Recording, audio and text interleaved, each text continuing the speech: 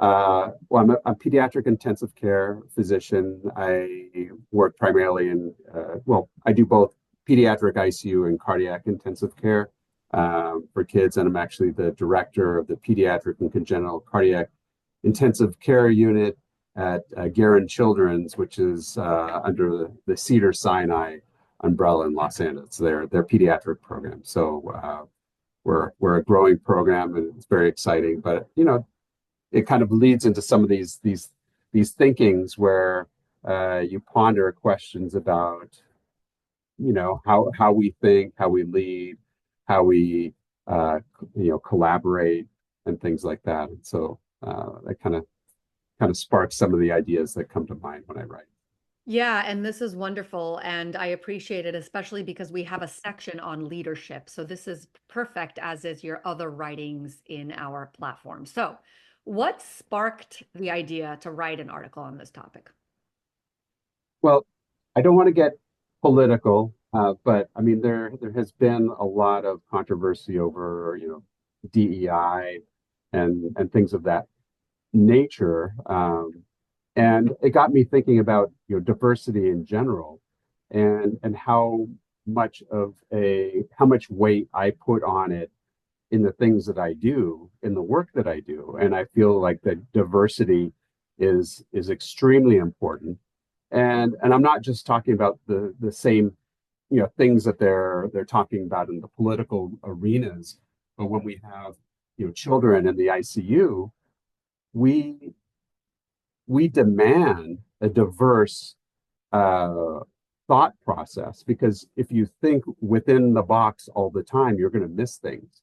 And so you have to deviate your thinking, or just diversify uh, your thinking so that it keeps your patient safe. It's like if you liken it to socioeconomics, you want to diversify your portfolio. You want to make sure that you don't put all your eggs in one basket. And I think the same thing holds true, for medicine and probably other fields where you want to get to the best solution to any problem that you're experiencing. Great. Thank you for that. Okay, let's ask the second question that I have listed here. You mentioned hiring discussions in hospital divisions. How do you personally evaluate whether a candidate brings a genuinely different perspective beyond just coming from a different institution? Yeah, and that's a very good question, because a lot of times we don't know. You Some people may have experience with other institutions, or they may have looked at the person's CV or their publications and things like that. And I think that kind of creates a foundation where you can think, okay, well, maybe this person's going to bring something different. But all in all, I think the general idea is that if I am hiring somebody from, let's say, New York hospital is going to be run maybe slightly different than a Los Angeles hospital, not in the fact that, or not in the idea that particular runnings per se, but the culture within that institution is likely going to be different. It may not be worse, it may not be better, it will just be different. And so, like, giving a simple example, just like across town at a previous place where I worked, we would do a Lasix infusion, and the Lasix infusion would go from zero point 0.1 to up to 1 milligram per kilo per hour, let's say. And at another institution, they would only go up from zero point 0.1 to zero point 0.4, zero point 0.4 being the max that they would use. Well, why would one institution use that dosing regimen and another institution use a different one?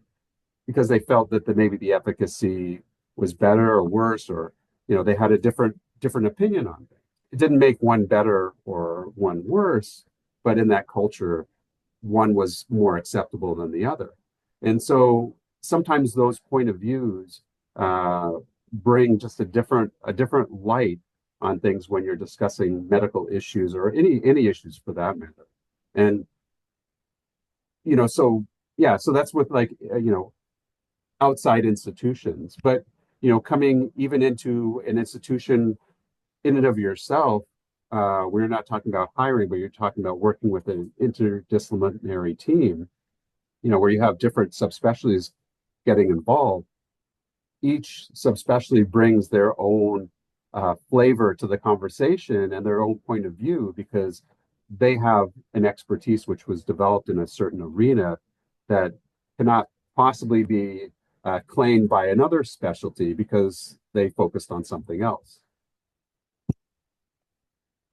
That makes sense. That definitely makes sense from a leader perspective, but it's great to hear from an actual leader and go through all the thought processes that goes through your heads when you're bringing in others. So this article highlights that innovation can come from within and not just from outsiders.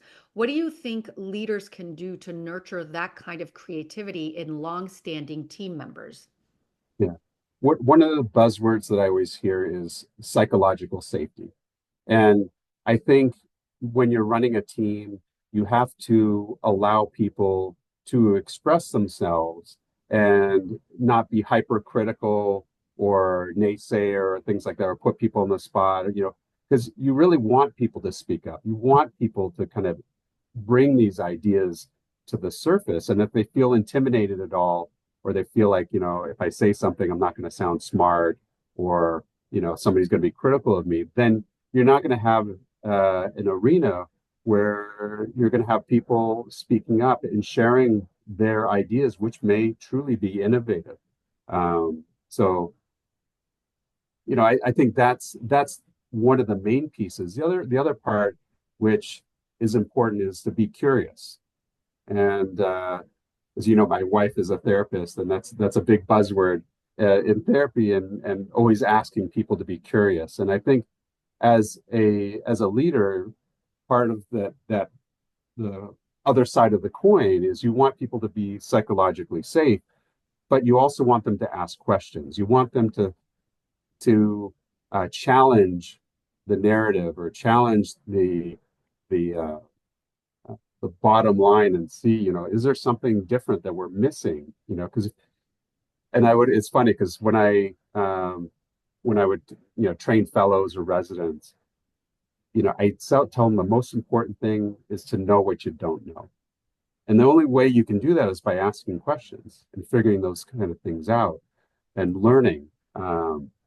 So those are the two main things which I think are important to me is the psychological safety and being curious. And hopefully between those two, that helps kind of generate kind of innovative ideas and out of the box kind of thinking. Great, thank you. Okay, final question, because we do like to keep these short.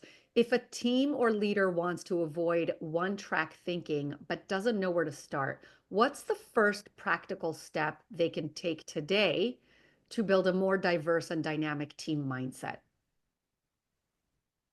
I think the main thing is to investigate, go to your team and maybe talk to people, interview people, so to speak, and find out what ideas are coming through in their head. Keeping in mind the things that I mentioned before about curiosity and psychological safety, but actually asking people what they think. And if there's a problem, to say, how would you go about solving this? Just ask them, and I think that will bring people to the forefront and put the onus on them, and maybe even throwing in something like, hey, think outside the box. What are some things that we can do and deconstruct a problem and look for innovative solutions to solve it? Because the only way you're going to you know get input is if you seek the input. Okay, fantastic. So, everybody, I hope that you enjoy Breaking the Mold, the Power of Diverse Thinking. Thank you to Dr. David Epstein for not only writing it and publishing it on SomiDocs, but for taking the time out of his day to give us some more context to the article. So, Dr. Epstein, thank you. Thank you, Dr. Correa.